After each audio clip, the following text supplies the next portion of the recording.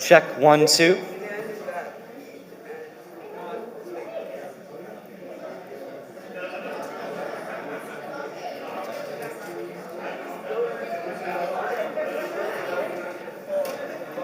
Check 1, 2, 1, 2. Check 1, 2, 3. Where are we sitting? Good guess.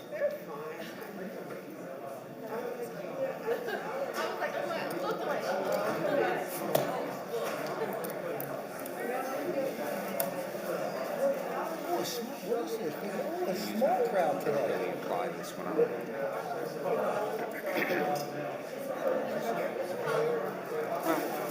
I usually just focus on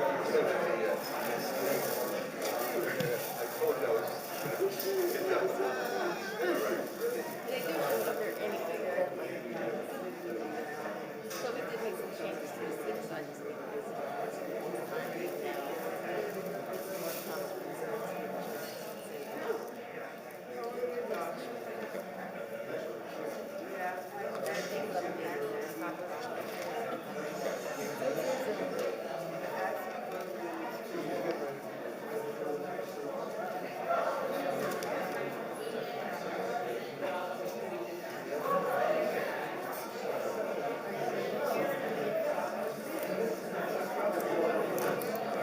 So did everybody like their gifts? Okay, good. That's good.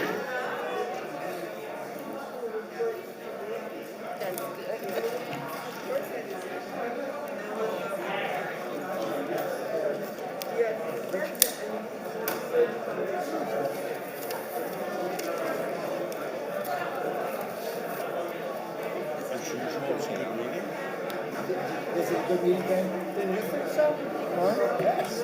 I thought it was great. Don't you? Hey, by the way, we just gave Brian the notes. Everything's approved. Unanimous, no discussion. As a matter of fact, you'll love this one. I'll tell you this one. I'm not even done with my presentation on a regular basis. Can I make a motion report? You can in a minute. I'm not quite done yet. Isn't that nice? Everything else? As he always does. Everything good? Any other business you guys want to do? We did. No, I don't share. You'll give me a little anxiety, but he and I work. Lisa was He works at Liz Beach. She's running this stuff that we're always on the phone. I don't. John, good. I only for 1 second about to start. Okay, so but listen to me. I sent you an email. Listen to me real quick. My sister needs to engage a You got friend. stuck, I didn't know what it was. And they talk about you. Now, you're not Yes. just a second. I think John knows about that you could hit up. What's important, John, is I think you know enough about it. Whatever you don't know is cool. Obviously, I can't be appointed. But you can control the cost because there's so many, I'm back to exaggerating. I don't have a colleague I feel comfortable with. And I like the idea of you. So I just wanted to let you know that if we could talk tomorrow at some point in more detail about it. Did you get the email I sent? Is that what it is? Okay, good. Okay, so talk tomorrow and then we'll get Lonnie on the phone. Let me see it. Okay? Because that would just be so easy. Excellent. Okay, buddy. Bye-bye. Semester goes closer to Christmas. I just feel like Thanksgiving and Christmas are two months together. It's really different. I just asked, why can't we have these moving on a regular board meeting? We can. Christmas. We can. Be with my son. Did you get issued I feel like I a laptop? and then Christmas. Okay. Oh. And I'm still Okay, we're gonna have to revisit that. We all got issued laptops so that we can do this type of thing. And nobody seems to want to use them at the board meetings, and that's why maybe she's doing it. Certainly. It'll be easier than it is. I'll talk to Susan. I just talked to the president, so he knows checking something. All right, no problem. Now, there's too many of them after that. So how you doing? I missed you yesterday. So you leave this different days? Yes. How about that? NPR. How about that? I said, you mentioned NPR. I was for, yeah, I was in the New York Times back in August. And I was just looking, and then here, this is here, I could do this guy was still trying to was over 16 minutes. Oh, he better be here. Well, guess what? It was in the morning, it was raining. Testing. It's hard to tell when I played it. Huh? It's hard to tell when I ask me just take a scooch around, which I think I have done. But I don't. Is Christine Okay, and then I have a bunch of Brent cards. It was on climate change. I think I remember that story. Yeah. Like you interviewed like Steve Barron, and they talked about album. Yeah. Listen, So did you see Christine Tartaro? he came in, I talked to him about food and stuff. And so he gave me a very crazy New York Times article, and I had written it. Well, so long as she gets here by the end. So then I think that's out. No, that's head up yours. And I didn't know that Gene Abbott's what? I told you, a lot of fun. She's gonna be good. I mean, she was good. At least something about my mind. Do you want me to want to do it? That's what I say. You know. Yes. Okay. The kids are doing Christmas with but I said I have to bring in and spend Christmas Day with my niece and my brother. And then my son went out there and come up and spend Christmas Day. Yeah, and then my other son's she's Irish. She knows that France in Ireland as well. So that she said since COVID, she's been back to Ireland. Michelle and Jaden. She hasn't seen her brother. Her parents raised up in Ireland. Is yours scrolling up? Did you just see the other option? And they did invite me from Texas. To go look for.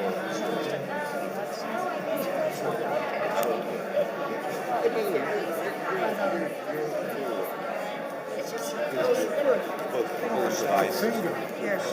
Which is only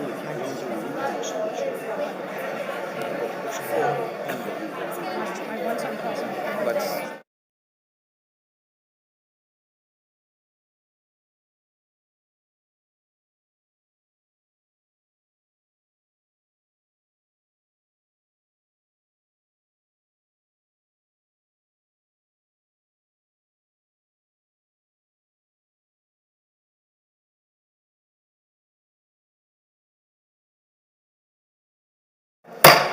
Five now. I'd like to call the meeting to order. The meeting of the Board of Trustees will continue in open session. I'm going to change things just a bit and go over to the other mic for just a moment as we open the meeting.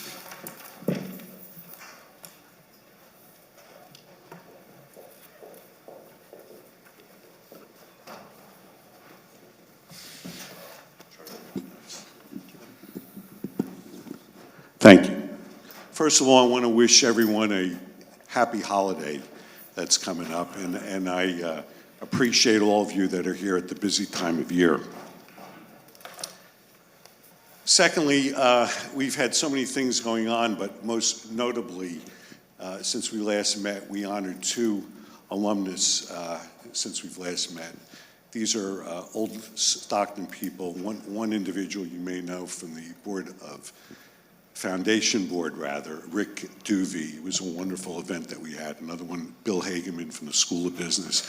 These are two early Stockton graduates that were all told in those early days, go out and make a difference, and these two individuals just made a tremendous difference in what they do, high accomplishments, and so forth.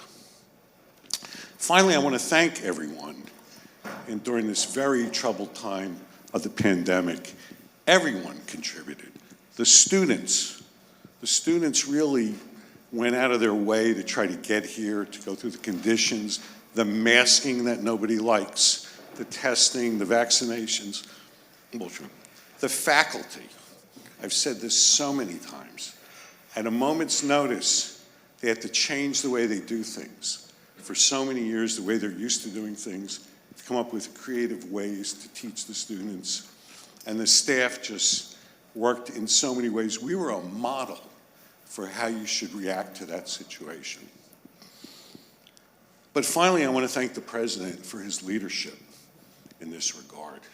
He has just done such a tremendous job. And those of you that know the president know that he works night and day.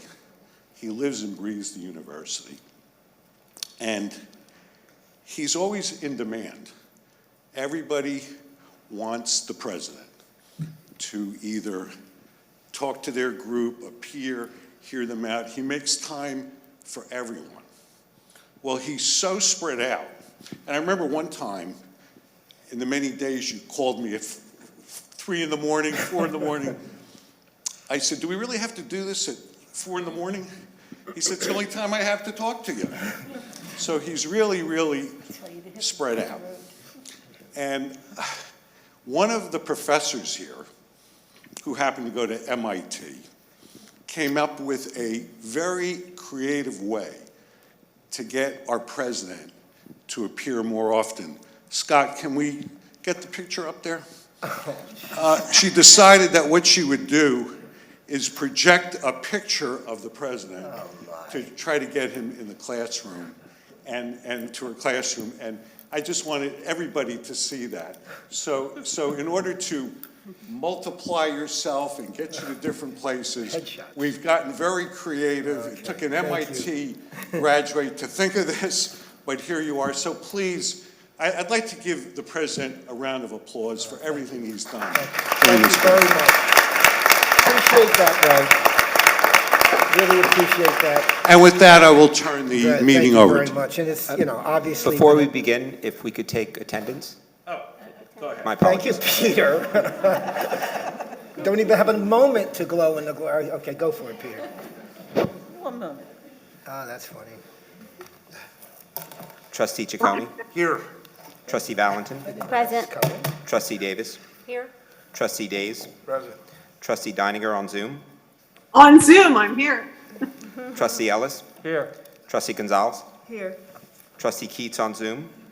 Yes, I'm here. Trustee Lozano? Present. Trustee Schofer? Here. Trustee Worthington? Here. Trustee Chavis on Zoom?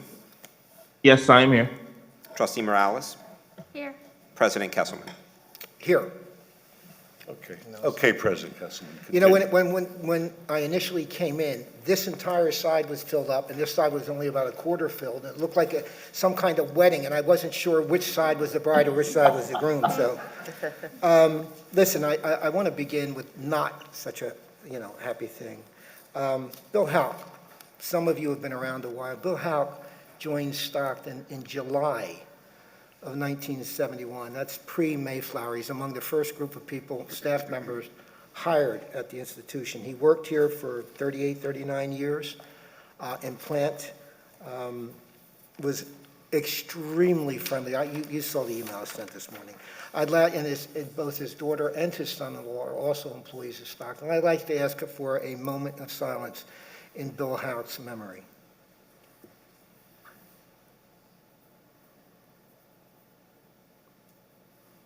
Thank you. Thank you very much. A couple items I'd like to bring to everyone's attention. For those who are not aware, if you don't look at our website, which I hope every single person out there does, our women's soccer team won the ECAC championship. This makes the 6th time in their history that the Ospreys have won that championship. So kudos to the women's soccer team. Our men's basketball team is 7-1. This past week, they defeated Rowan by 30 points at Glassboro and then went up to Ramapo and defeated Ramapo. This is as good a basketball team as I've seen in years at Stockton. They're well coached. They're a terrifically talented team. They've come together as a team. I would love nothing more. I won't put too much pressure on Coach Bittner than if they won a national championship in our 50th year. I think that would be a really great goal for them. For those of you who have some time tonight, both the women and men's team are playing here. The College of New Jersey won at 6 after our reception and won at 8. And anyone who attends will get a 50th anniversary t-shirt. So anyone who has some time, it might be worth your time to come over. Third, and I think I always see her. Okay, this is someone who we honor almost every year for some kind of national thing that she's won. Lieutenant Tracy Stewart and Freya, I don't see her here. They attended the AKC, let me get this right, USPCA, lots of acronyms, very Stockton-ish, Canine Detection Dog Challenge on November 15th at the PNC Arena, which was aired, by the way, on ESPN. They completed with 9 other explosive teams, only one in higher education, the only team in higher education. It's certainly the only team from New Jersey. They had a perfect score in one of the trials and wound up second place overall.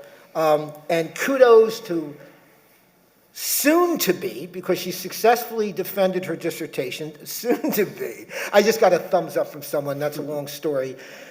Dr. Tracy Stewart. Lieutenant, congratulations. There's another thing. A lot of you have heard about the National Aviation Research Technology Park, which Stockton really was part of its founding back in 2013.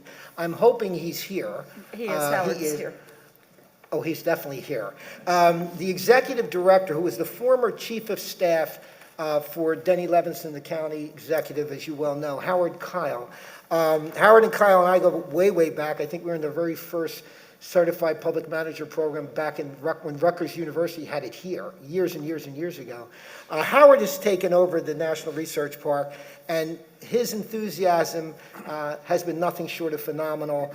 And I've asked him to give a 5-minute presentation on NARTP. It's my pleasure, and thank you for having me here. Let's start. I'm going to leave with 3 important points. I'm going to be very brief about them. I want to talk about where we are, where we're going, and what we've been doing. Let me start by first pointing out something, a new news. We are no longer the National Aviation Research and Technology Park. I was informed that officially our name has been changed. We are now the National Aerospace Research and Technology Park. The name change was recommended by the FAA. Aviation generally refers to the operation and flight of aircraft. Aerospace generally refers to science, engineering, and research related to aviation, aircraft, and aerospace. And so that's better, more reflective of where we are. Now, where are we? Right? Good news is we are actually functioning as a research park. Right? We are a location now for technology demonstrations, product demonstrations. Examples of them are Israel Aerospace Industries did a demonstration at the Atlantic City International Airport, showcasing some of the products that they have to sanitize aircraft and make aviation more pandemic resistant. Also, we've hosted conferences. The chief scientist for United States Air Force Air Mobility Command was at the park with scientists from NASA, FAA officials discussing artificial intelligence, autonomy, and augmented reality. All right, we arranged and coordinated an exercise, a 2-day exercise involving the use of multiple UAS drones in the same airspace with fixed-wing aircraft to assess damage in the aftermath of a hurricane. That was done at the park.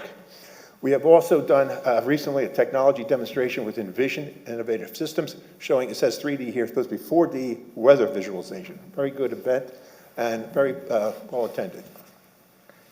Examples of how we're being recognized is basically the funding and the partnerships that we have. We have a great partnership with the Atlantic County Economic Alliance. They're co-located with us, and together they are a force multiplier with us, right? We received a $750,000 special legislative grant from the state this year to advance the park. We also have been working with the ACEA on this $1 million Build Back Better grant that they got, a state planning grant. The thing, and that's to build out the Aviation Innovation Hub. The park isn't an entity into itself. It's part of a hub that links together the FAA, the Atlantic City International Airport, which has been designated as a smart airport test facility, the research park itself, and the surrounding 1-mile area. The thing to note is this, on that $1 million grant, a Build Back Better grant from USEDA, the governor could have allocated those funds any way he wanted. He could have given $300,000 to one city and $300,000 to another, divided it up however he thought. He dedicated all that to the ACEA to use for the Innovation Hub here in Atlantic County. Now, that's a clear validation of what our efforts are. And together with the ACEA, working on this $500,000 USEDA Build Back Better Challenge grant, using the $1 million to synergize that. And the significance of that is, if we receive the funding for the award of $500,000, we are now eligible to apply for up to $80 to $100 million in funding to build out that innovation hub. We're working with the National Institute of Aerospace, Dr. Doug Stanley. He believes, he's done several of these, that we have an incredibly strong application that's going in through the ACEA. All that was spilled over to the NARTP. Second building, strong interest in the second building. We have USEDA $3 million grant for that building. It's located in the Federal Opportunity Zone. We're working with Federal Opportunity Zone Investment Group. We have very strong tenant interest. Preliminary engineering work is underway. We're waiting for FAA approvals to take it to the next step. All right, where we're going. This is the main point I want to stress. The goal of the NARTP in the coming year is to make New Jersey a leader in advanced air mobility. Advanced air mobility is an emerging area of aviation. It's a disruptive new technology. It uses electrically powered craft to take off vertically, fly horizontally, and land vertically. It's coming. Yes, NASA is very involved in that. NASA has a scientist at the park helping to work on this. And it's something you're going to see more of in the next few years. The grants that we're getting from the state would help push that, right? Use cases involve air taxis, emergency response, air ambulances, package delivery, infrastructure inspection, search and rescue. It's a $25 billion industry that's emerging. We are working now to develop the necessary infrastructure, such as a test vertiport and designated air routes. We have had a discussion as recently today with a firm called Deloitte Consulting. They're specialists in this area to help us build out a step-by-step program to introduce to the state. We have the funding to put that in place. So we're working on that. And finally, these companies that I mentioned there, Jaunt Mobility, Override, Joby bought Uber Air. They all have been to the park, and they've all had discussions with us. So the NARTP is both a research park, but it's also an economic development program too. So with that, I will conclude my comments. Right? Questions? Well done, Howard. Right? Thank you. Amazing.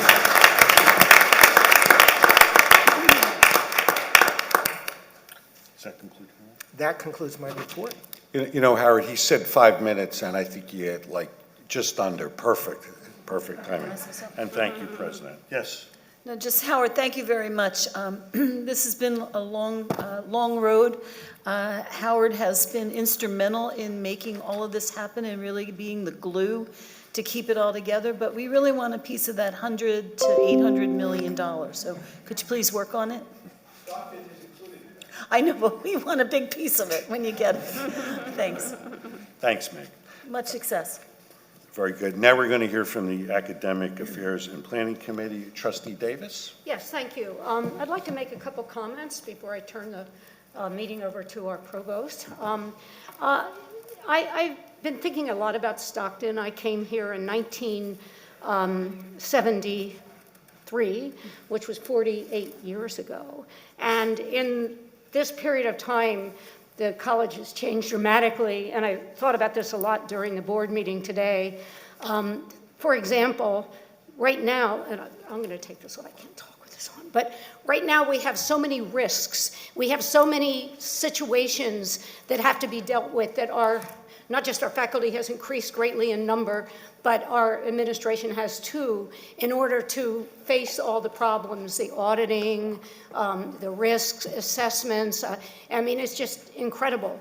But to see the growth in this university that started out as a little college here in the Pine Barrens, we now have multiple campuses. We have a really talented faculty, and I just want to thank the faculty in particular for all the hard work they do. During COVID and even now, which came out in the board meeting, that a huge number of the faculty are teaching in-person classes with a Zoom component to the classes so that students that cannot make it into class can be educated in the same way. This is a huge task. I did a lot of online learning, tele-learning, and that sort of thing, and it's very difficult to learn the technology and teach effectively, and I think our faculty is doing a marvelous job, and I think we should really applaud the faculty for everything that they've done to keep this college going.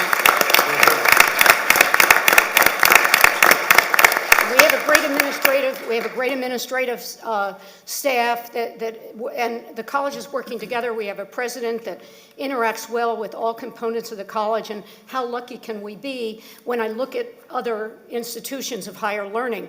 Another thing that came out today is that Stockton has the highest percentage of tenured faculty in the state system, which is a wonderful thing. Because if you're a tenured faculty, you're really invested in the university more so than if you're non-tenured, although I know we have many adjunct faculty that are really invested as well.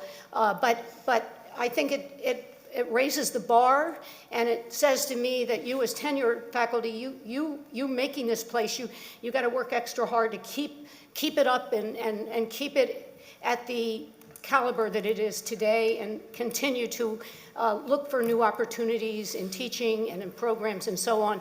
And I just think that we're so fortunate to be able to attract the faculty that we have here. With that in mind, I just do want to say, when I started at Stockton, I started making, my salary was $12,000 a year. Looking over the appointments, the upcoming appointments, the salaries have improved. Mine improved over the years, obviously, but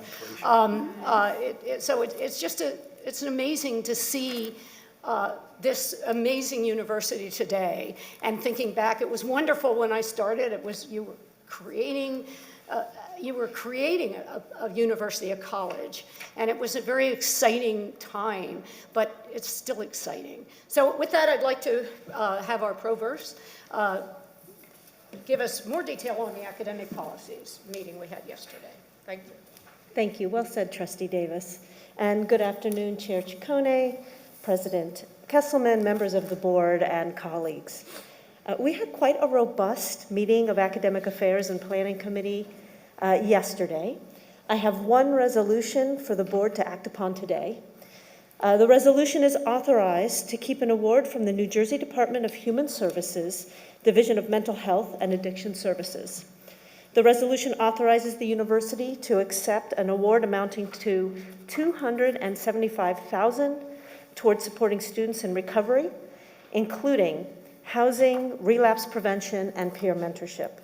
The resolution was endorsed by the committee during yesterday's meeting. I request a motion to approve the resolution. So moved. Second. Roll call. Trustee Ciccone. Yes. Trustee Valentin. Yes. Trustee Davis. Yes. Trustee Days. Yes. Trustee Deininger.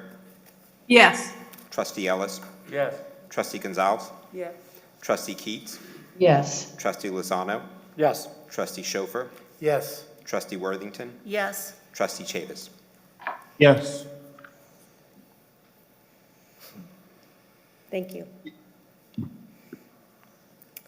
Well, we had quite an agenda yesterday, and I'm going to go through our long list as quickly as I can. First, we discussed a resolution that had been approved in November. There was an update to the term of the grant. It was the body-worn camera grant, and the terms were updated. We also had a presentation by Dr. Heinrich, Dr. Keenan, and Dr. Madan about Middle State's reaccreditation process as we're preparing for our spring accreditation visit. I want to thank all three of them, as well as everyone who's participated so far in the Middle State self-study, both the steering process and for Dr. Madan, Dr. Keenan, and Dr. Heinrich's leadership for Middle States. Dr. Heinrich was also on board up at the podium again to provide some enrollment updates, and we're seeing quite some positive trends as he shared with us for the summer and the fall enrollment periods. So that was pleasant news to hear for sure. The committee also discussed the academic affairs priorities for fiscal years 22 and 23. It included a joint presentation with Dr. Ketching regarding our RISE initiative to help decrease gender equity gaps, as well as initiatives for all of our students for experiential learning. We also discussed some personnel updates within our division, and I look forward to sharing some of the updates and our priorities in some of our future meetings. We discussed the robust number of sabbatical applications. We had over 29 semesters approved in sabbaticals and 20 projects, 20 faculty for the upcoming year 23. And lastly, I encourage everyone to take a look at the annual external funding highlight book. It spotlights over $1.4 million of external funding that our faculty and staff have received for fiscal year 21. It's quite an accomplishment, and kudos to all of our faculty and staff. I encourage, on behalf of Academic Affairs and Planning Committee, this concludes my committee report. Thank you, and thank you, Trustee Davis. Thank you.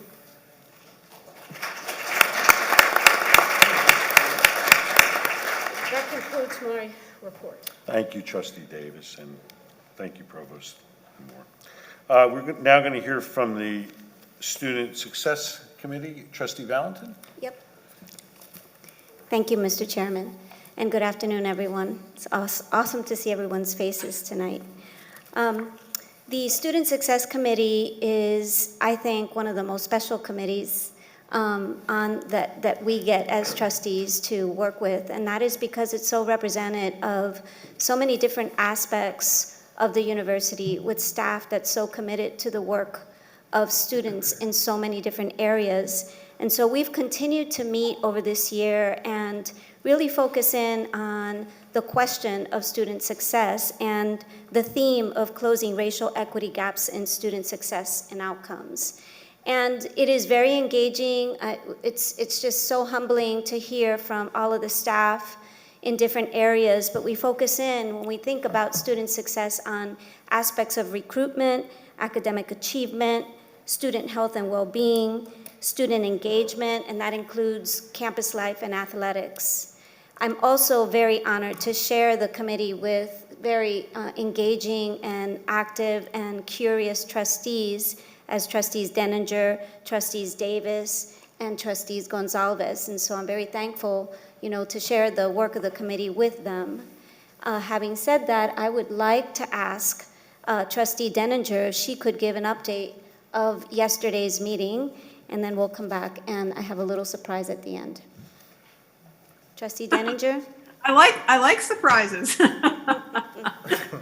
I'm sorry I can't be there in person, but it was really an extraordinary meeting. And Trustee Valentin, what you just said about this particular committee is so apt. And really, you are the heart, the soul, and the head behind making this committee just an extraordinary experience. Yesterday, there's always a topic that's discussed ahead of time. And yesterday, we started off with closing racial equity gaps in student success outcomes. What have we learned in the first semester back? And it was really fascinating. I think we heard from, it's a big committee, and we take the time. We have an hour and a half, which is a lot of time for everyone, to give up out of their day, and of course the preparation that goes into it. But we get to hear all the different aspects of what's going on. And in a moment, I'm going to defer to Dr. Catching to give us some of the meeting highlights. But I would like to thank every member of the Student Success Committee. You're all just extraordinary, and your respective teams, because I know you have extraordinary people. You're just working together. Just your ever-present enthusiasm, your unwavering dedication to students, how you've collectively navigated, and helped everyone navigate through the past 20 plus months. I'm going to paraphrase Dr. Baum. When she was giving her presentation to us yesterday, she said, when people are cared for, they care for each other. And that's just so true. So I'd like to pass over to Dr. Catching now to give us just a little bit more meat of the discussions, if you don't mind. And thank you. Yes. Thank you, Trustee Denninger. Good afternoon, everyone. I'll provide a few highlights from our meeting, and then I will also invite Dr. Nordia Johnson, who will announce our Board of Trustees Fellowship for Distinguished Student Award recipients for the fall. So just to summarize our meeting, a lot of great topics That really, the main thing that ran across all of it is it's a collective effort to have a safe and healthy campus. And all of the things that we've done this semester could not have been possible without an institutional effort. So we have members of our cabinet that are involved with managing health and safety of our students. Many of members of my team are involved in that effort. We're Scott. ITS, all the things that we're doing to help support student health and safety is what has provided us an environment where we've had a resurgence of student engagement. So some of the programs and events, our clubs and organizations right in this space for many of those activities, you see a renewed energy from our students. And that can only happen if this is a safe and healthy campus. And it really does take a collective effort, and that's going to help us both provide the type of learning environment that we know our students deserve and will help them be successful moving forward. So again, a fantastic fall semester.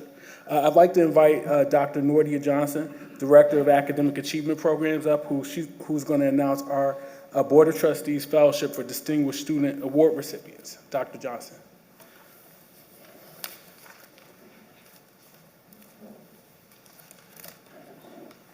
Good afternoon, everyone.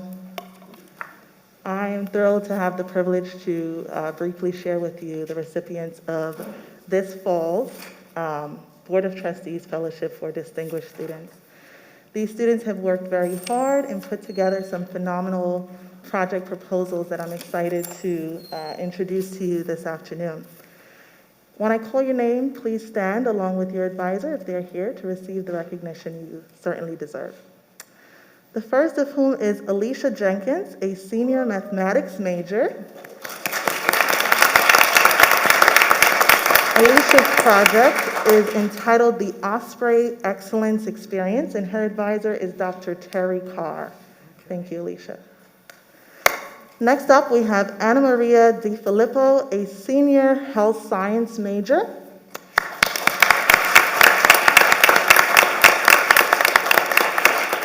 Anna Maria's project is Getting on Board with Augmentative and Alternative Communication. Her advisor is Jennifer Drenchick Cristiano. Thank you.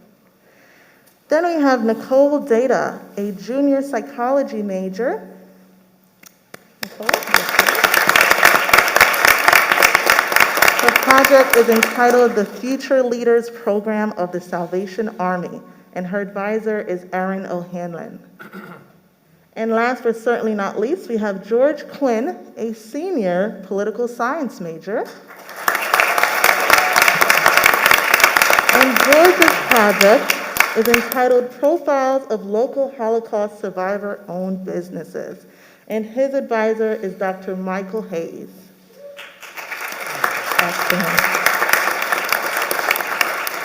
Thank you so much for your attention, and congratulations to all of the recipients for this fall and winter break.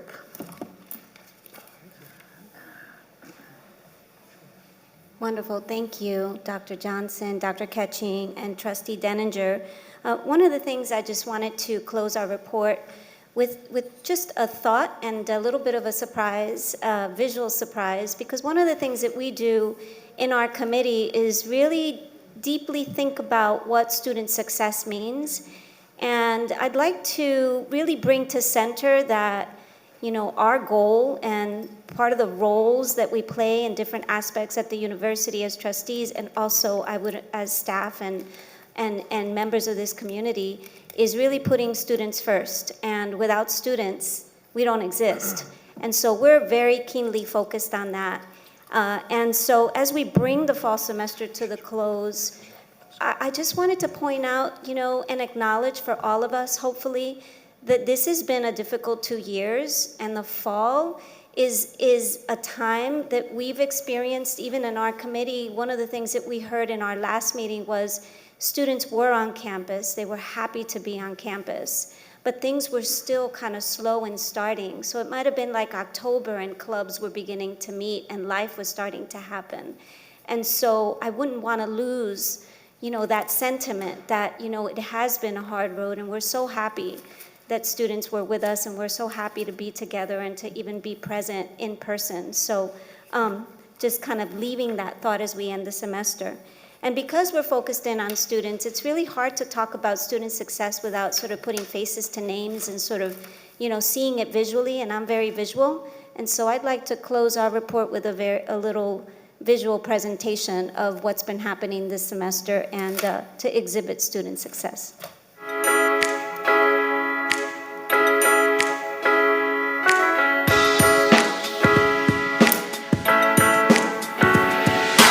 It was hard for me to find my place at Stockton because I didn't really see anybody who looked like me, either was in my class or in my dorms. But then once I took the talents course and I met Dr. Edmondson and Dr. Johnson, and they were these powerful women. They were so unapologetic, and I was like, that's who I have to be at Stockton. I have to be an unapologetic Latina.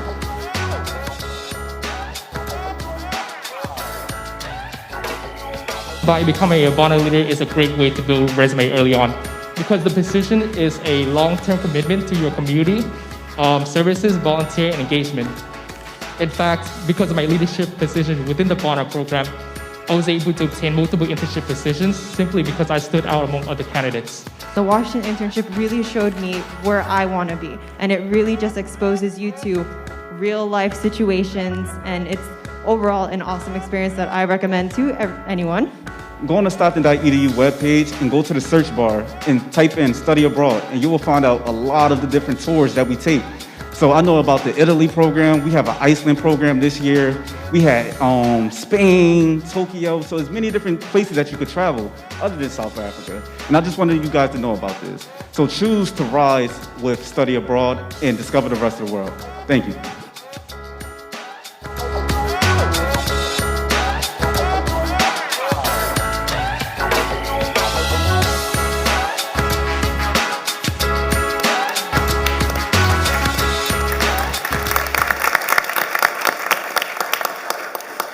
Thank you. That concludes my report, Mr. Chairman. Thank you, Trustee Valentin. That was terrific. Now we're going to hear from the Finance and Professional Services Committee. Thank you, Mr. Chairman.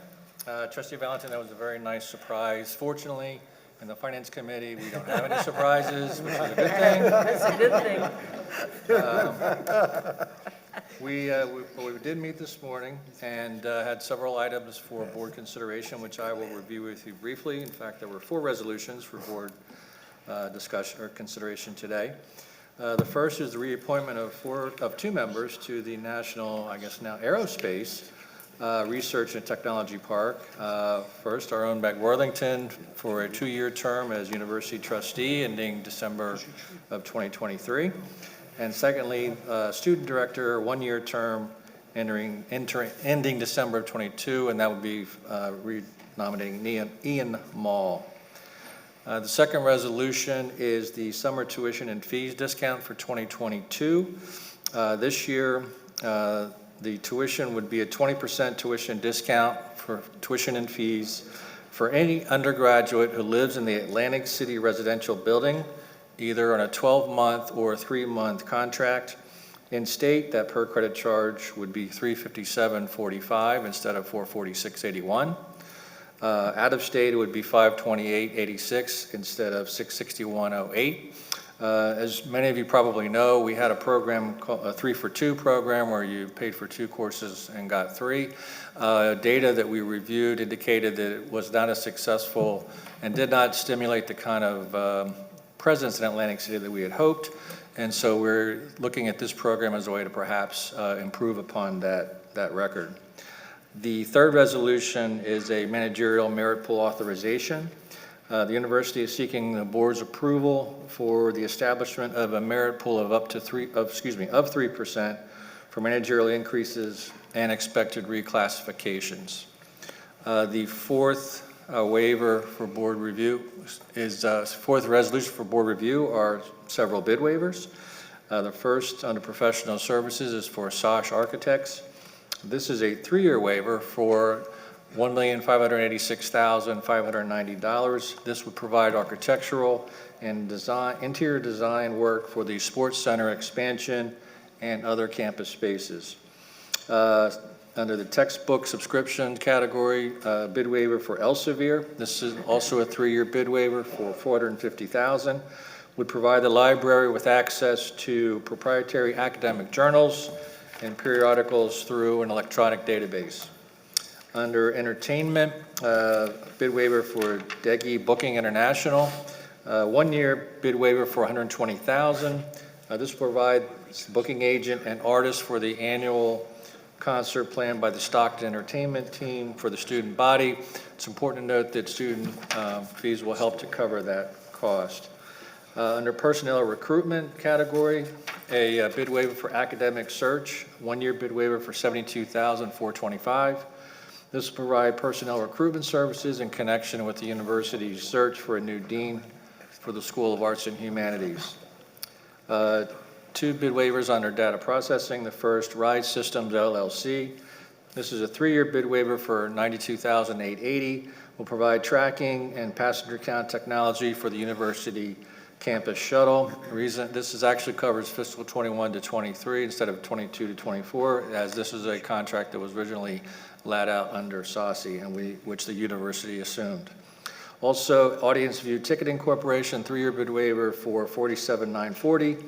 This will provide a complete online campus box office ticketing and fundraising solution for the Performing Arts Center and the Office of Event Services. Again, those are the 4 resolutions reviewed this morning by our committee, and we recommend the board adopt them all. Okay, do I have a motion on the bid waiver? Seconded. Very good. Roll call, please. Trustee Ciccone. Yes. Trustee Valentin. Yes. Trustee Davis. Yes. Trustee Days. Yes. Trustee Deininger. You. Going once, continue. Skip, yep. Trustee Ellis. Yes. Trustee Gonzalez. Yes. Trustee Keats. Yes. Trustee Lozano. Yes. Trustee Schofer. Yes. Trustee Worthington. Yes. Trustee Chavis. Yes. Thank you very much. Appreciate that. There were several items of discussion which we also reviewed today. The first was our fiscal 21 operational and capital report through October. As I said, no surprises are good, and there were no surprises. We're pretty much on track with what we thought we would be doing financially. We also reviewed the Higher Education Emergency Relief Fund Part 3. This is the latest, and we think probably last stimulus funding that we will receive. It was significant, over $28 million, and provides opportunities. Half of that money at least is going to strictly to students. The other half is for institutional support. And finally, we reviewed fiscal 21 state budget requests. If you recall at a previous meeting, we discussed our capital budget requests. These are, this particular request is for funding that would go right into our operational budget and is consistent with the items requested in our capital report and follows our master plan. Finally, there were 3 bid waivers that were approved at the executive committee meeting in November, and I just wanted to review those with you very quickly. The first is to Vespoli. This is a 1-year waiver for $41,020. This allows us to purchase a new racing shell for the Stockton University women's rowing team. The second is a 3-year waiver, Gray Associates. This provides data software and processes necessary to evaluate new academic programming. And thirdly is a bid waiver to Research Triangle Institute. This is a 3-year waiver for $50,000 that will provide consulting services for the implementation and study in connection with the university's Opportunity Meets Innovation Challenge grant. Again, we had a great meeting. Thanks to Jennifer Potter and her team. Also, a special thanks to Chris Howard, who's doing yeoman's work on our bid waivers to try to keep them as low as possible. Thanks to all for their work, and I'll turn it over to you. Thank you, Trustee Ellis. Excellent. Next, we're going to hear from the Audit Committee, which means you're going to hear from me, as usual. So we'll start with that. The Audit Committee met on October 25th, and Grant Thornton, our external auditors, don't forget, the Audit Committee has 2 types of auditors. One was what we call the external audit. They audit the financial statements of the college themselves, and that's a requirement under the state of New Jersey. They wrapped up the audit of SASE, which is Stockton Affiliated Services. That was complete. The audit of the college, like last year and the year before, is not complete yet, because of 3 items, GASB 68, GASB 75, and some certain COVID-19. We're waiting for the state of New Jersey. The state of New Jersey gives us the information for GASB 68 and 69, so until they have that, they can't correctly audit it. However, everything else in regards to the audit was concluded without exception and no recommendations for improvement. We expect that audit to be wrapped up in January of '22. Baker Tilly, our internal auditors, reviewed the objectives and the recommendations of their internal audit for the athletics time and attendance review. That concludes the audit report for this month's meeting. Next, we're going to hear from which I assure you will be more exciting from what I just said, the Building and Grounds Committee. Trustee Schofer. Thank you, Mr. Chair, and good afternoon, everyone. It's nice to see you all. The Building and Grounds Committee met this morning, and as usual, we had a full agenda with much to talk about and much to learn. I like to think of the work of this committee as falling into 3 buckets of involvement. The first deals with the analysis and the promotion of new buildings, which I guess is the highest profile. And again, this year, we broke ground on a new building at Stockton, the 2nd Residence Hall in Atlantic City. The second bucket is my favorite, and that deals with discussion of the work on repairs, maintenance, and upgrades of our existing buildings. Now, you may wonder why that's my favorite and not the new buildings. And that's because now that Stockton is over 50 years old, we have a lot of buildings that are beginning to age and require attention. And I think that our Department of Facilities and Operation is excellent in this area and does a fine job of making sure that we don't defer maintenance and have problems in the future. And the third bucket is making sure that we are consistent and looking at our master plans for the future. And at every meeting, we're looking at these master plans and what we can do to follow them and to further them. And I think that the committee is doing a good job in that area as well. So in order to give you a more detailed insight into these 3 buckets, as I call them, I'm pleased to introduce our Vice President of Facilities and Operations, Don Hudson. Thank you, Trustee Schofer. I'm only going to spend my time on 3 primary areas, and there are no buckets in this speech. Just a quick update on the AC residential project. It's going very well. What you're going to see is the completion of the footings and foundation this month. If you're in the area, you'll see masonry rising. But the best part of that is steel will start arriving this month, and we'll start moving the steel in early January. We're right on schedule. We'll top off the steel mid-summer.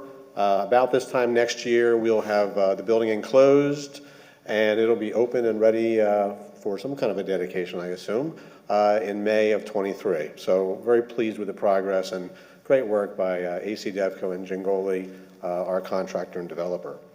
Another piece of information that's not as rosy, but still there's a light at the end of the tunnel. The Multicultural Center has just met a small snag on just some construction documentation, some administration, and work with our permitting process and bidding process.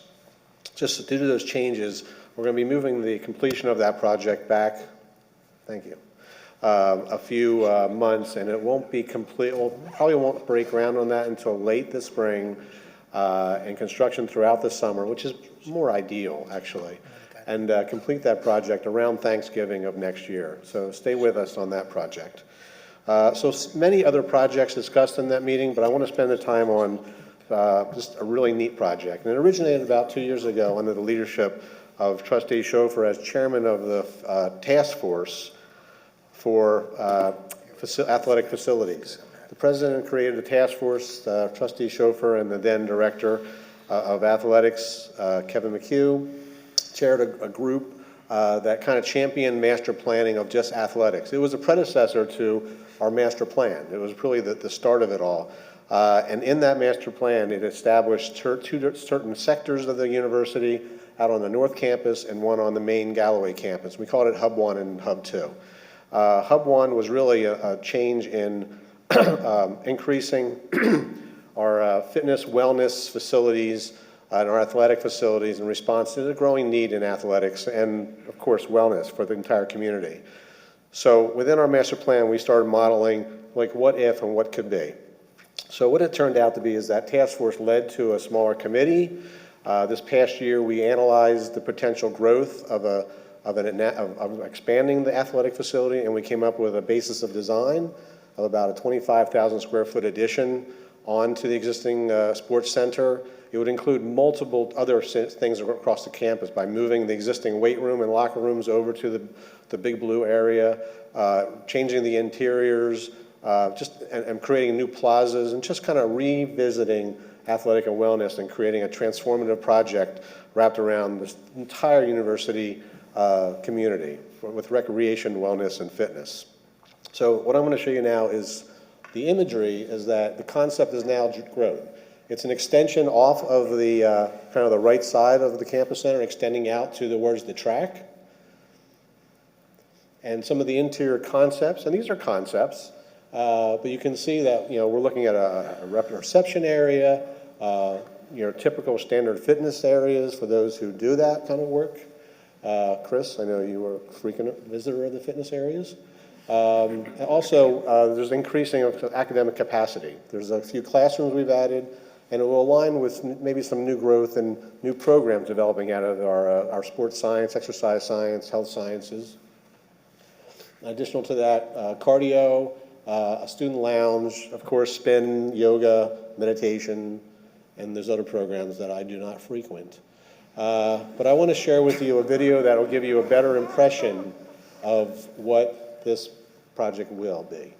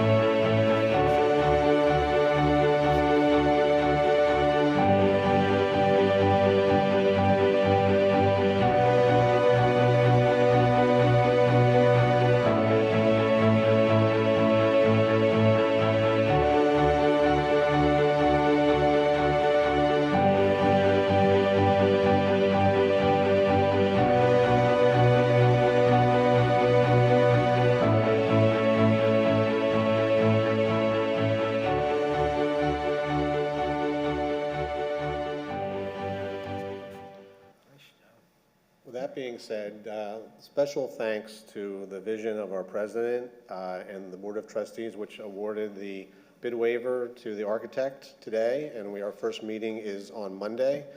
This is a committee that's been assembled. It's kind of a hybrid of the original facilities task force plus added some additional folks. But it's a cross-section of deans, athletic folks that work in the Division of Athletics, coaches, students, student athletes, faculty, and of course some of the development office and some folks from the facilities department. Our expectation is to open this in the fall of '23. We have an aggressive campaign to do the deep design work throughout the spring, go out to bid next late spring, early summer. Skip, Dan. And start construction early fall. It gives us about a year and 3 months, and I expect around this time in '23. So start working out now so you don't look bad working out there. So thank you very much.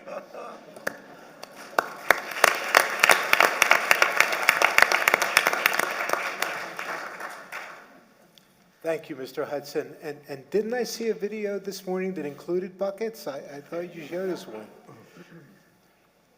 As we come to the end of a calendar year, I just, on behalf of the board, Don, I want to congratulate you and your entire department on another fine year of work for the university.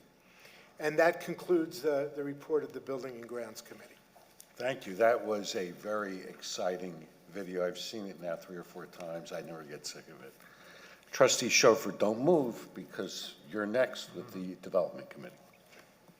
Thank you again. The Development Committee met by Zoom yesterday. Normally this committee does not meet in December, but we had a very special meeting yesterday in order to hear an important presentation from Chris Marshall, who is the president and founder of Marshall Advancement Consulting. Mr. Marshall presented an executive assessment of Stockton's alumni relations and annual giving. Now, I say that this is important because Stockton now has over 60,000 alumni, which is amazing to think of that number. And that number is increasing dramatically each year. So as a result, it's obvious to the committee members that there are many, many opportunities available to this institution to improve our alumni relations as well as improve our annual giving. And our development office has already begun work on addressing some of the recommendations contained in this assessment. So at this time, let me call upon Dan Nugent, our Chief Development Officer, to provide you with some greater details. Dan? Thank you, Trustee Schofer, and good afternoon, everyone. I'd also like to thank Trustee Keats, Trustee Chavez, and Chair Ciccone for attending yesterday's meeting. You know, it's great to have a group of trustees on this particular committee who are either alumni or longtime supporters of the university because they certainly understand what it is that we're trying to do. As Trustee Schofer said, this committee does not normally meet in December. We typically wait until the next meeting to review end-of-year financials, but we did want to bring in Chris Marshall to review a report. My office retained Marshall to provide a high-level assessment of where we are with alumni engagement at Stockton, both historically and in regard to the new programs that we've implemented just over the past 3.5 to 4 years. Mr. Marshall reviewed the report with the committee. We had a really lively conversation, I think, around opportunities to engage alumni and opportunities to continue to build on the student experience past graduation. The consultant also provided some recommendations in several key areas, including our department's technological infrastructure, our programming goals, and alumni communications. So development in alumni relations has already begun, as Trustee Schofer said, to implement a lot of the initiatives outlined in the report, and several were in process as the assessment was being completed. But I'll mention just a few of the most notable that will be visible to the community over the next couple of months. The first is a comprehensive wealth screening and donor assessment, and that is in partnership with the second, which is a migration to a new customer relationship management software. These are huge projects in our department.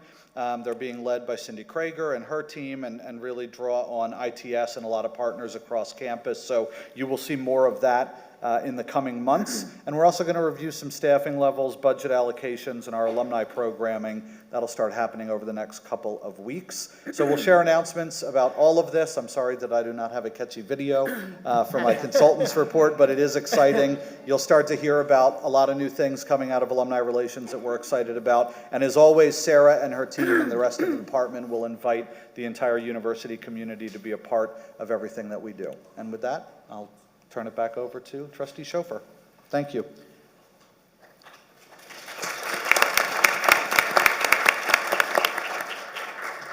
Thank you, Dan.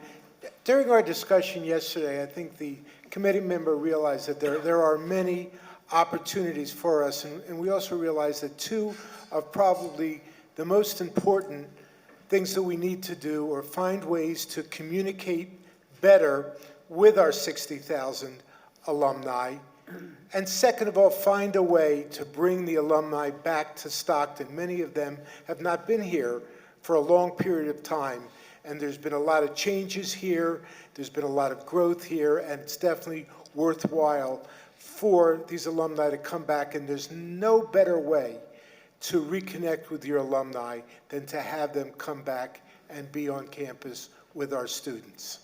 So having said that, I'd like to thank Dan and his entire development office for another year of great work, and we look forward to the coming year, 2022. That concludes my report, Mr. Chair. Thank you, Trustee Schofer. Trustee Worthington for the Investment Committee. Yes, thank you. Trustee Keats and Ellis and I met with the staff and Jennifer Potter, and we have two really account managers and brokers that help us invest in our account. But we met on November 9th.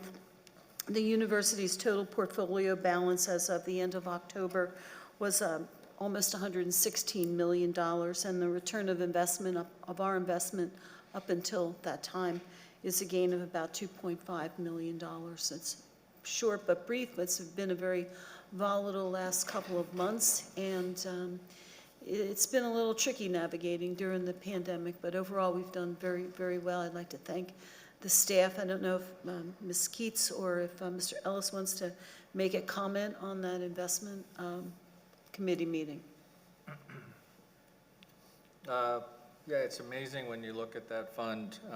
Again, it's our rainy day fund. It's not an endowment, so it has to be managed a lot more carefully as a result, because you never know when you're going to need to dip into it.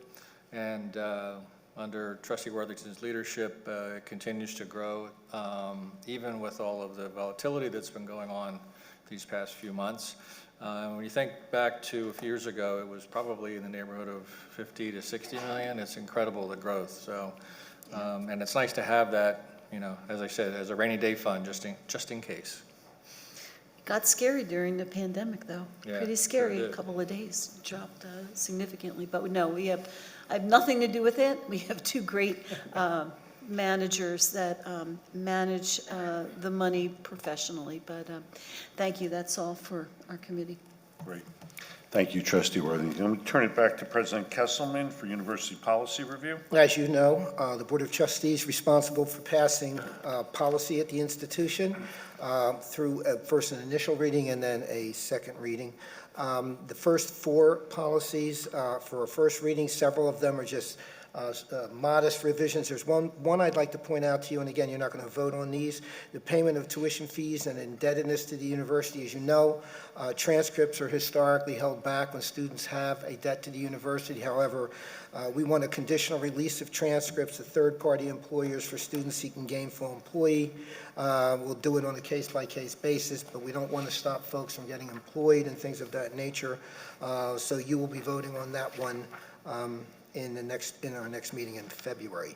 I do want to bring back to you, this is time, I'm going to make a motion that you approve I-92, I-100, I-100.5. I want you to know, and everyone in the audience know, we have gone through literally all the, we are, I think, through almost all of the policies and procedures, and now are into our three-year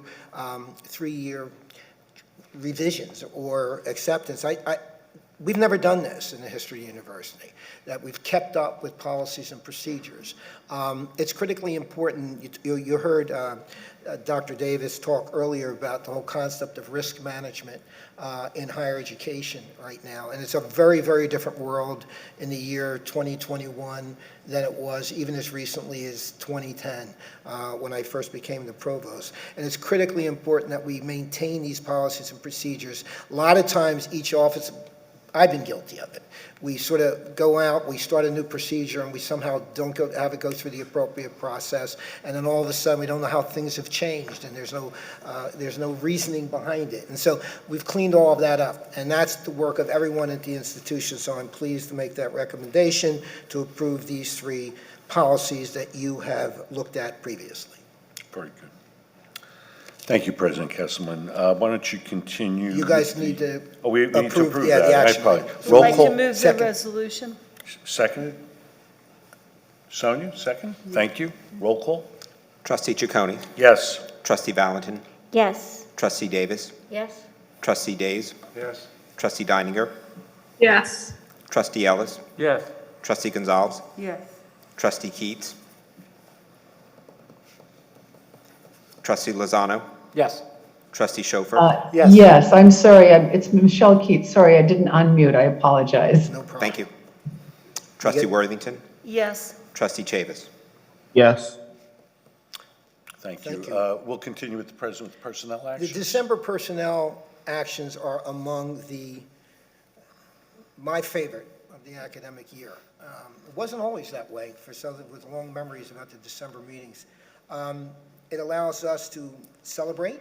It allows us to acknowledge great, mostly faculty work at the institution, and it allows us to reflect upon those who will be retiring and named emeritus status. Typically, I don't talk before, but I really want to do, one of the things that you will see on this resolution that I'm going to move very shortly, and then I may say a few words later, is the awarding of a distinguished professorship. At Stockton, there are only 7 distinguished professors of the 350-some faculty, so we're talking about the top 2% of the faculty. It's the highest honor that we bestow upon a faculty member while they're currently employed at the institution. Today, the board will be voting on an individual who presented a file, and she's here today, and I'm happy she is. We haven't always gotten along on the same, and been on the same page on certain issues, but I've had the privilege of reading literally hundreds and hundreds and hundreds of files. I don't recall one stronger than hers, that what she put together. So I ask that everybody give a strong round of applause. I ask that Christine Tartara please stand up and be recognized. And I hope you are here. There you are.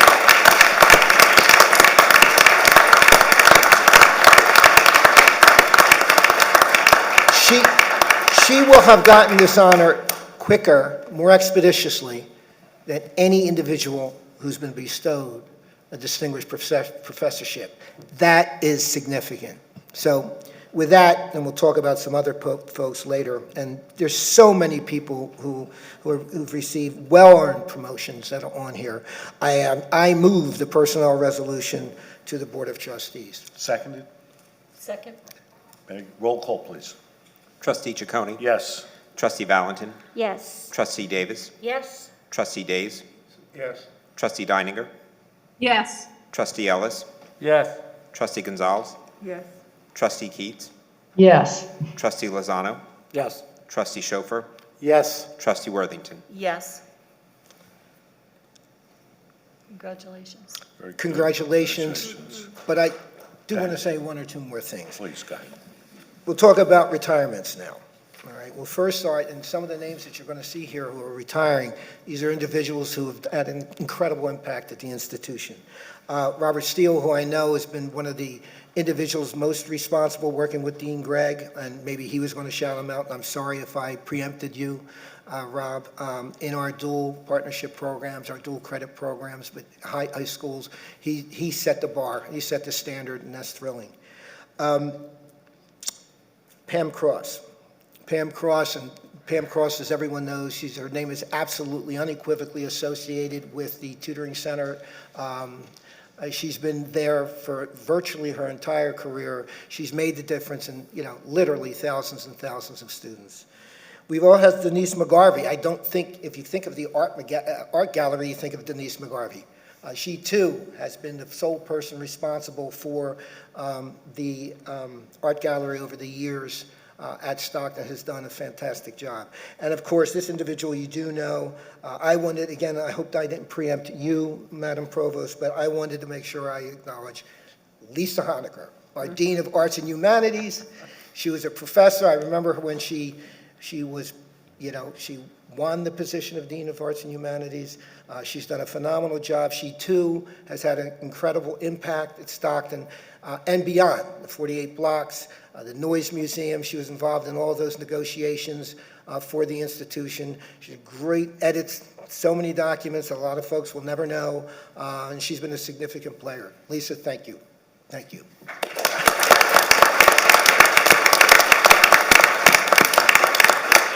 Now, Is that it? Okay, so we're going to stay with you. Oh, okay. How's that? So Yeah. do you have an announcement for us? I do have an announcement for you. Now, this was not my idea, the winter tradition anniversary of Stockton's groundbreaking. But I hope you do. This is a student idea. And I think it's absolutely terrific that the students have said, this is something that we want to do. I don't know how many you'll be there later. I'm not going to say what I'm going to say there now, but I do want to tell you something. It is tomorrow, 51 years ago, on December 9th, 1970, was the groundbreaking for this institution. And our students decided they wanted to go, and the groundbreaking consisted of plant yourself a cedar tree. Plant yourself where you can grow, and that was a symbolism for plant yourself where you can grow. It was a cedar tree, and I'll talk about the specifics of that. They wanted to do that. They wanted to recreate that. And they started this tradition, and that ceremony will be held by the A-Wing gazebo, which is located, but I'm going to do it anyway, outside the Arts and Sciences building. And then there will be a Board of Trustees reception that will follow an F-Wing, and everyone here and everyone there are invited to that reception. So I hope you're able to attend the ceremony. It's historic. I'm proud of the students for doing this, and I think it's an important tradition. The board talked about alumni giving. That's an area we must do better. And the faculty are so important to that, because faculty have a way of connecting with students more than any other entity at the institution, with the exception of some staff.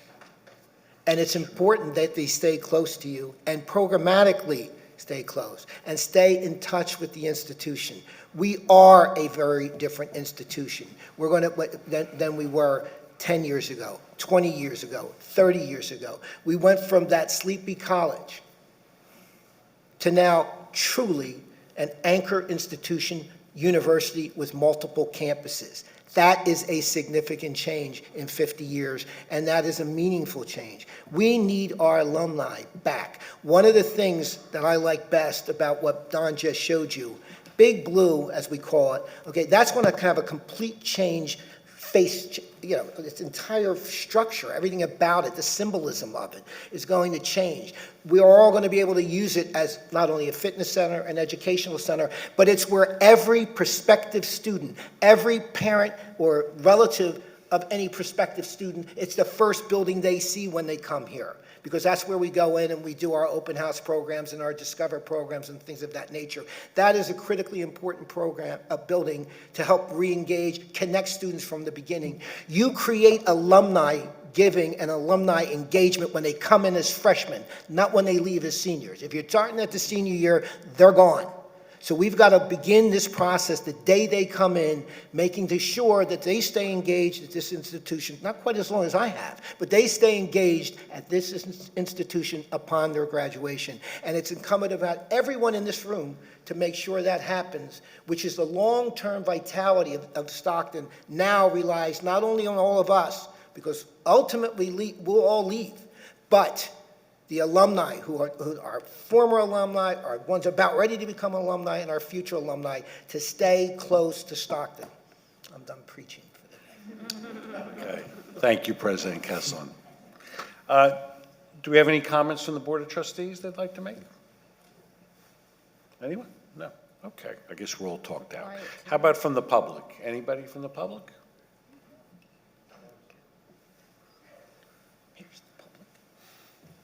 I have to say, I'm prodded by the two gentlemen sitting next to me. That's you. You're public. Go. I wanted to say I echoed Trustee Davis's comments that the faculty are really passionate and devoted to the students. I don't want to forget the staff either. There has needed to be resiliency over the past 2 years, and our faculty and staff have shown that.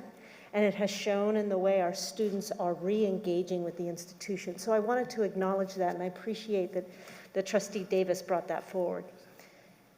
On that note, I want to recognize faculty that have been promoted, have received emeritus status, and those who are transitioning. So I'm going to start with those who have been promoted. If you are present, please stand when I call your name. Yes. Susan Cadis, Professor of Education and Literacy.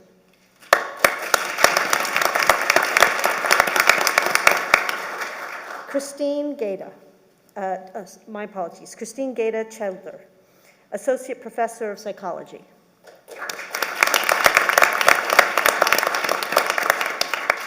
Lori Green, Professor of Anthropology.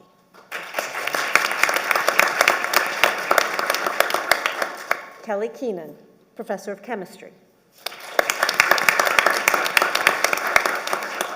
Cynthia King, Professor of Creative Writing. Jedediah Morfitt, Professor of Art. Thomas Nolan, Professor of Physical Therapy. Corey Olson, Professor of French. Rain Ross, Professor of Dance. Mark Sullivan, Professor of Marine Science. And as we heard earlier, Christine Tartaro, Distinguished Professor of Criminal Justice.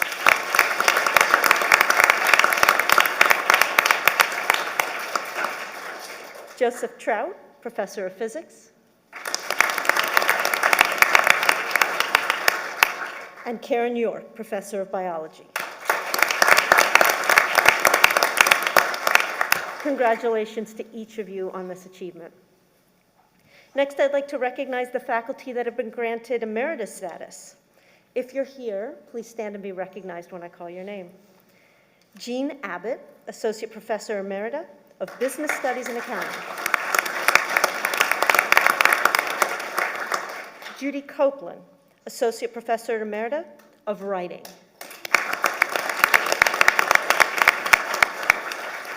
Arnaldo Cordero Roman, Associate Professor Emeritus of Spanish.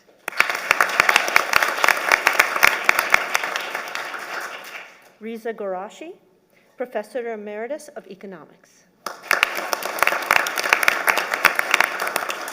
Leanne Gunther, Associate Professor Emerita of Physical Therapy. Matthew Landau, Professor Emeritus of Marine Science. And Shelley Myers, Associate Professor Emerita of Education. Congratulations on your retirement. We wish you the best in your next chapter. And lastly, I'd like to talk about a couple of transitions, and thank you for preempting. I will say ditto to, kidding. Lisa Honecker has decided to retire. She has been a colleague and someone who has greatly assisted in transition, and in the short amount of time that I have worked with her, can see the remarkable impact that she has had as the Dean of RHU. And I'm greatly appreciative of that. And I wish you the best in your next chapter. I know that she may share with you that she is going to also teach in Greece as she steps back from the deanship. And we look forward to hearing from you and recognize what you have done for the institution. Thank you.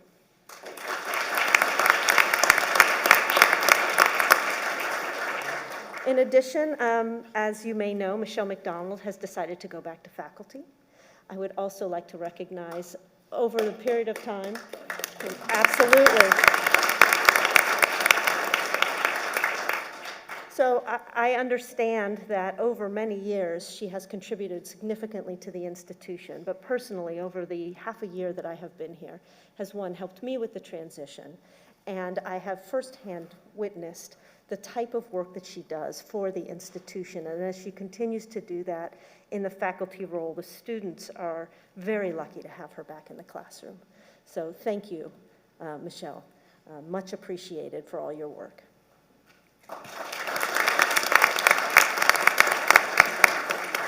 Congratulations to everyone. It's an honor to recognize all of you today. Enjoy the afternoon.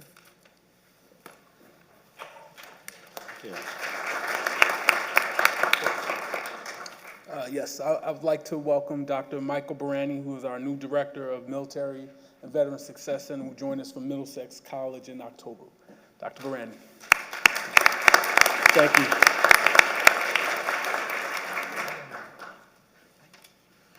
I'd like to welcome Allison Monroe. I'll ask her to stand up since she's here with us today, to the Development and Alumni Relations team. Allison has a background in financial aid and student support, and she'll be working on our foundation scholarship process, among other things. And she was just most recently a program coordinator here at Stockton, working on the New Jersey Child Welfare Training Partnership. So welcome, Allison.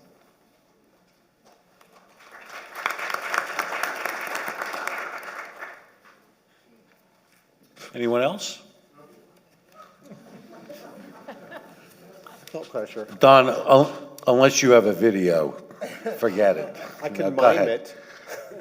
I'd like to welcome Dan Cernati. We have added a new architect to our staff of architects and engineers. Welcome. You'll see Dan throughout the halls and working on various projects. Thank you, Dan.